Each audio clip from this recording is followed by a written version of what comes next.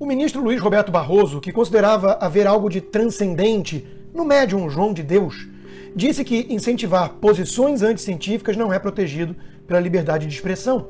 Além disso, numa postagem essa quinta, o ministro falou sobre combater discurso de ódio nas redes sociais. No TSE, disse ele, lembrei que as redes sociais precisam assumir a responsabilidade contra a difusão do ódio, da mentira deliberada e de ataques destrutivos às instituições. Não pode haver neutralidade nem proveito financeiro sobre o que destrói a democracia. Quem decide o que é mentira? O ministro se considera juiz final para determinar o que é mentira, ódio ou, pior, ciência? Qual artigo da Constituição Federal lhe concede tal poder por obséquio? Não teremos respostas, afinal, não há mais sequer a tentativa de manter qualquer verniz de Estado de Direito em tanto arbítrio e perseguição. Funciona assim, a patota define o que é ou quem pode falar em nome da ciência e parte para a censura descarada. O Dr. Francisco Cardoso questionou se vão começar a queimar livros agora também e acrescentou, em qual artigo da Constituição Federal está escrito que posições anticientíficas não encontram respaldo na liberdade de expressão, ministro Barroso? Religião e cultura estão agora proibidos? E quem define o que é posição científica? É o Talibã científico em ação? Leandro Ruschel também perguntou se é o fim dos cultos religiosos. Ao afirmar que posições anticientíficas não são protegidas por liberdade de expressão, estaria o ministro Barroso abolindo também a liberdade de culto? Perguntou. É no mínimo assustador quando um sujeito arrogante, que se enxerga como ungido, iluminado, que precisa empurrar a história, resolve definir o que é ou não a ciência. Lacombe, em sua coluna de hoje na Gazeta, alertou que ninguém vai escapar, que a liberdade se perde num piscar de olhos e que esse tipo de arbítrio vai engolir a todos.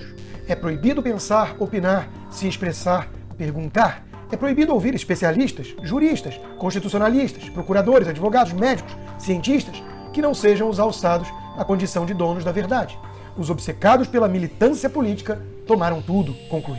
Mas sabemos que, por enquanto, a perseguição mira só na direita. E por isso tem o silêncio cúmplice ou aplauso escancarado da esquerda. Enquanto médicos sérios são tratados como charlatães criminosos, especialistas sem CRM em uso e que não atenderam uma única vida, um único paciente na pandemia, são tratados como a voz da ciência. É o caso da cantora Leoa, que virou comentarista, especialista da Globo e da CNN. E não foi para falar de jazz não, hein? Está tudo invertido em nosso país. Mas o que a turminha da esquerda não percebe é que está alimentando um monstro muito guloso, que não vai parar satisfeito quando devorar a direita toda. Vai devorar tudo e todos. É o que o jurista Fabrício Rebelo aponta.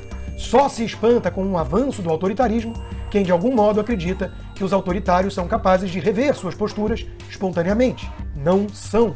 Este é um movimento organicamente irrefreável. Sem obstáculos externos, só fica pior e costuma ser muito rápido, conclui.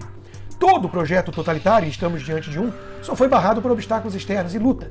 E a escalada está assustadora. Já vivemos num estado policialesco, como mais essa busca comprova. Polícia Federal faz buscas contra Sérgio Reis e deputado Otoni de Paula por incitação a atos violentos contra a democracia.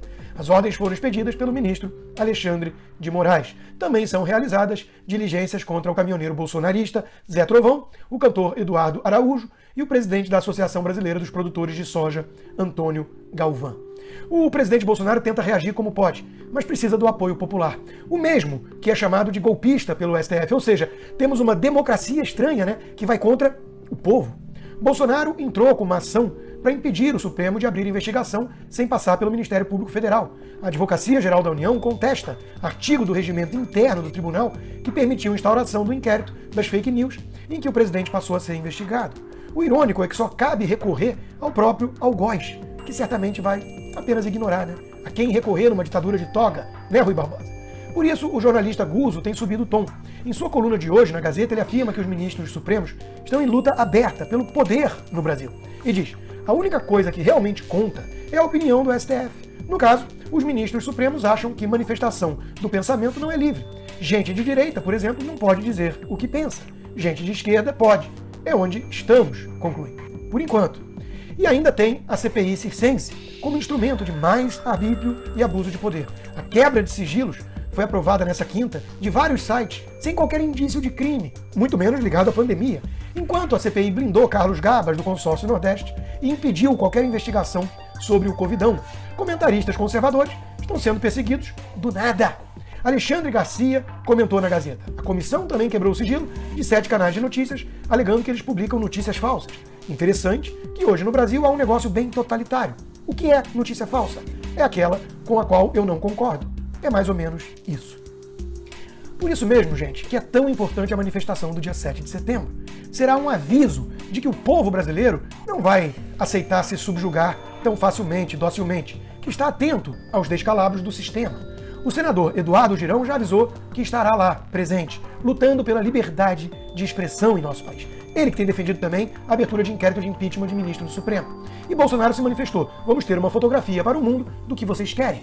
Eu só posso fazer alguma coisa se vocês assim o desejarem. O clima está tenso, e não é para menos. Os ministros supremos ultrapassaram todos os limites. E esses jornalistas com cara de paisagem são cúmplices desses abusos. Tem até mesmo o pseudo-liberal aplaudindo por puro ódio ao bolsonarismo. Janaína Pascoal detonou essa turminha. É tão gritante que o TSE está fazendo é censura, que os jornais falam com tranquilidade que os veículos cerceados são bolsonaristas. Como assim? Ser bolsonarista é motivo para desmonetizar? E os muitos veículos que não se assumem esquerdistas que apoiam. Para impossibilitar o funcionamento de canais, sites, blogs, seria preciso individualizar condutas. Uma medida geral contra bolsonaristas é anticonstitucional e antidemocrática. E eu ainda leio deputados aplaudindo e se dizem liberais. Falso ser liberal com quem concorda. Pois é, né? Todos serão forçados a repetir as verdades impostas, desabafou o deputado estadual. Está tão evidente o que se passa no Brasil que é preciso enfiar a cabeça na areia como um avestruz para fingir que não está vendo o avanço de uma ditadura. A democracia está em perigo, sim, mas não por causa de bolsonaristas. A liberdade já morreu no Brasil. E quem matou foi quem deveria ser o guardião da Constituição, do império das leis, do Estado democrático de direito.